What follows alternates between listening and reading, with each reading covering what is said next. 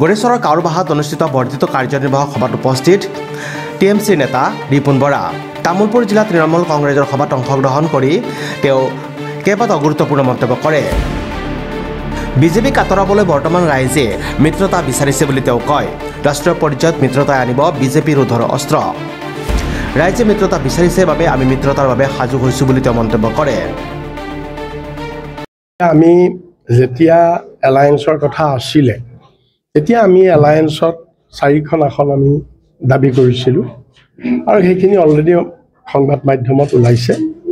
সেই 4খন আসন আমি দাবী কৰিছিলোঁ, মেইনলি কৰিমগঞ্জ, ধুবুৰী আৰু কোকৰাঝাৰ আৰু আমাৰ লখিমপুৰ।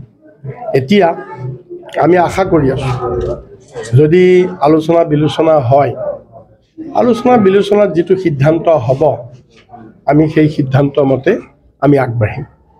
যেহেতু নিৰ্বাচন নাই, মই এতিয়া তেনেকৈ তেওঁ এটা বেলেগ দলৰ মই তেনেকুৱাকৈ আৰু আমি এটা যিহেতু মহাজোঁট বন্ধনত আছোঁ, মই তেনেকুৱাকৈ ডাইৰেক্টলি এতিয়া মই সমালোচনা কৰিব নোৱাৰোঁ আৰু সেইটো নীতিও নহয়।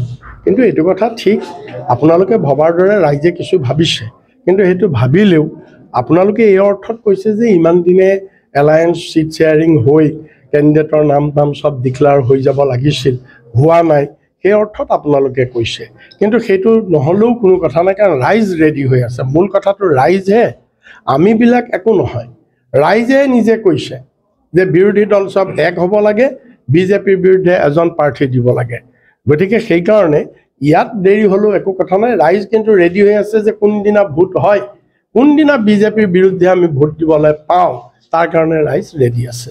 ইণ্ডিয়ান এলায়েন্সত প্ৰাৰ্থী আপে ঘোষণা কৰিছে, ডেট ইজ অল ৰাইট, ঘোষণা কৰিব পাৰে। কিন্তু কাইলৈ যদি এটা বুজা পৰা হৈ যায়, ধৰক অৰবিন্দ কেজৰিৱাল আৰু কংগ্ৰেছৰ নেতৃত্বৰ লগত, আৰু ইতিমধ্যে এইটো প্ৰায় হৈছে বুলিয়ে কথা ওলাই আছে, গতিকে বুজা পৰা হৈ গ'লে সেইটো একো কথা নাই। কাৰণ এতিয়াওতো নমিনেশ্যন হোৱা নাইতো, নমিনেশ্যনটো বাদেই দিয়ক, ইলেকশ্যনেই ডিক্লেয়াৰ হোৱা নাই। গতিকে এতিয়া কোনোবাই কেণ্ডিডেট ডিক্লেয়াৰ কৰিব পাৰে।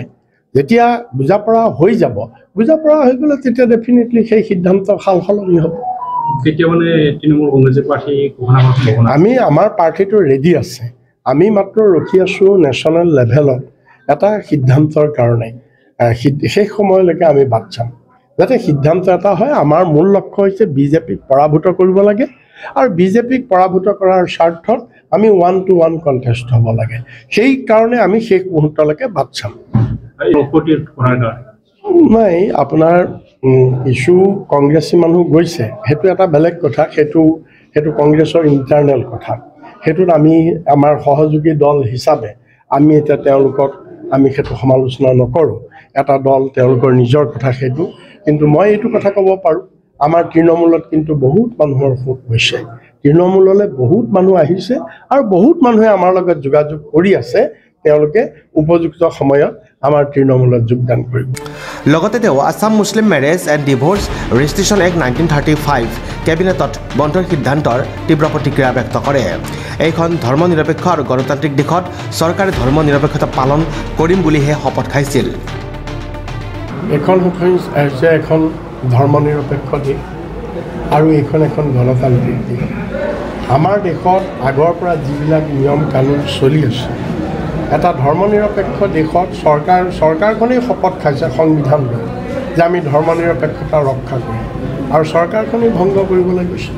আমি গণতান্ত্ৰিক দেশত কোনেও কাৰো চেণ্টিমেণ্টত আঘাত কৰিব নালাগে, কোনেও কাৰো ধৰ্মৰ ওপৰত আঘাত কৰিব নালাগে।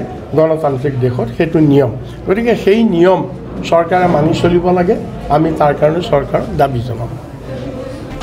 Desk report, news express, Assam.